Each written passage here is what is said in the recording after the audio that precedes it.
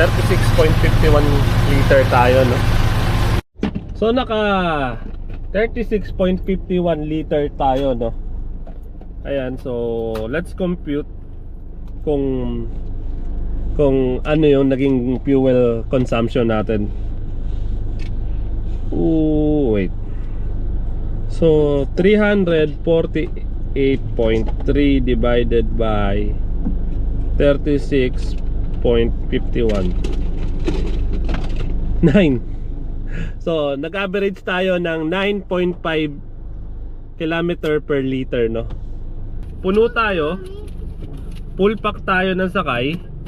Then yung driving style natin is hindi naman ganun katipid, no? Medyo humataw din kasi tayo.